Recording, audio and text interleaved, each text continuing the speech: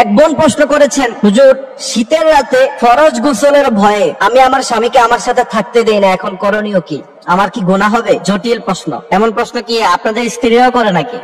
কঠিন এক প্রশ্ন করছে এক বোন, আমাদেরকে প্রশ্নটা করেছে, সেটা আমি কোট করে রেখেছি। সে প্রশ্ন করছে যে হুজুর ফজরের নামাজ যেহেতু আমাকে পড়তে হয়, আর স্বামী স্ত্রী একসাথে থাকলে তো অবশ্যই ফরজ গোসল করতে হয়, সেক্ষেত্রে শীতের রাতে তো ফরজ গোসল করতে কষ্ট। এখন এই ফরজ গোসলের ভয়ে যদি ফরজ নামাজ না পড়তে পারি, অর্থাৎ ফজর না পড়তে পারি, সেক্ষেত্রে আমি আমার স্বামীকে আমার সাথে থাকতে দেই না। সে আমার সাথে থাকতে চায়, বাট আমি তাকে বলি যে তুমি দিনে আমার সাথে থাইকো, রাতে থাইকো না। এখন আমার করণীয় কি? আমার কি গুনাহ হবে? সে প্রশ্নটি করেছে। অত্যন্ত জটিল একটি প্রশ্ন, তবে মাসালা আমাদেরকে জানতে হবে। ইসলাম আগে আপনাদেরকে জানতে হবে। ফজরের নামাজ পড়া যতটা গুরুত্বপূর্ণ, স্বামী যদি তাকে কাছে ডাকে, কোন স্ত্রীকে যদি কাছে ডাকে, সেটা কতটা গুরুত্বপূর্ণ রাসূল করিম সাল্লাল্লাহু আলাইহি ওয়াসাল্লামের দুটি হাদিস শুনলে আপনারা বুঝতে পারবেন। প্রিয় ভাইরা আমার, ইসলাম এমন এক জিনিস, ইসলামকে আগে আপনাকে জানতে হবে। এজন্য রাসূল করিম সাল্লাল্লাহু আলাইহি সাল্লাম বলছেন, তালাবুল ইলমি ফারিয়্যা। প্রত্যেক মুসলিম নর এবং নারী উভয়জনকেই ইসলাম জানতে হবে। কতটুকু ইসলাম জানতে হবে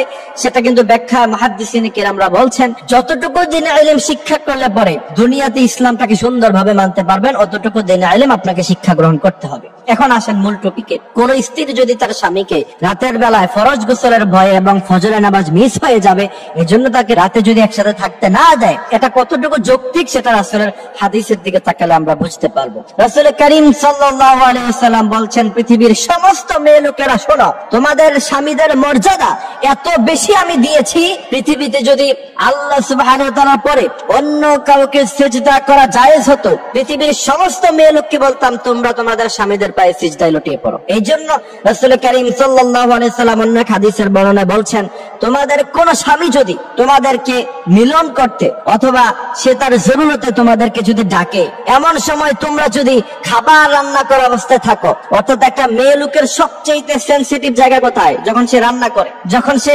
রান্নাঘরে থাকে, সেখান থেকে সে অনেক দূরে যেতে পারে না, কারণ খাবার নষ্ট হয়ে যেতে পারে, খাবার পোড়া হয়ে যেতে পারে, তখন পুরো খাবারটাই নষ্ট হয়ে যাবে। রাসূল করিম সাল্লাল্লাহু আলাইহি সাল্লাম বলছেন, ওই কঠিন মুহূর্তের সময়ও যদি তোমাদের স্বামীরা যদি তোমাদেরকে নিজেদের জরুরত পুরা করার জন্য যদি ডাকে, তোমরা তাদের ডাকে সাড়া দাও, খাবার রান্না করা বন্ধ করে দাও। সুবহানাল্লাহি ওয়া বিহামদিহি সুবহানাল্লাহিল আযীম। সেই হাদিস থেকে বোঝা যায় যে রাতের বেলা ফরজ গোসলের ভয়ে, ফরজ নামাজের ভয়ে আপনি যদি আপনার স্বামীকে আপনার সাথে থাকতে না দেন, এটা সম্পূর্ণ অনৈতিক, সম্পূর্ণ আনইসলামিক, সম্পূর্ণভাবে এটা নাজায়েজ। এরপরে আরেকটা হাদিস শোনাই। রাসূল করিম সাল্লাল্লাহু আলাইহি সাল্লাম বলছেন, কোন স্বামী যদি তার স্ত্রীকে জরুরতের জন্য ডাকলো আর তার স্ত্রী সুস্থ থাকার পরেও সাড়া দিল না, রাসূল করিম সাল্লাল্লাহু আলাইহি সাল্লাম বলছেন সারা রাত ফেরেশতারা তার উপরে লানত নাজিল করতে থাকে, আর এই অবস্থায় যদি মৃত্যুবরণ করে সোজাসুজি সে জাহান্নামে চলে যাবে। এই জন্য প্রিয় ভাইয়ারা আমার, আমাদের এই দুটি হাদিস থেকে আমরা যেটা বুঝতে পারলাম, রাতের বেলায় ঠুনকো অজুহাত দেখে স্বামীকে দূরে ঠেলতে পারবেন না, এটা কোনোভাবেই জায়েজ হবে না। এবং এটা যতটুকু গুরুত্বপূর্ণ স্বামীর হক আদায় করা, ফজরের নামাজ আদায় করা, এটা এর চাইতে বেশি গুরুত্বপূর্ণ। সুতরাং কোনোটাকেই ছাড়া যাবে না, একটা অজুহাতে আরেকটা বন্ধ করা যাবে না। এই বিষয়গুলো আমরা জানবো, বুঝবো ইনশাআল্লাহ। আল্লাহ সুবহানাহু ওয়া তাআলা আমাদেরকে বোঝার তৌফিক দান করুক, আমিন।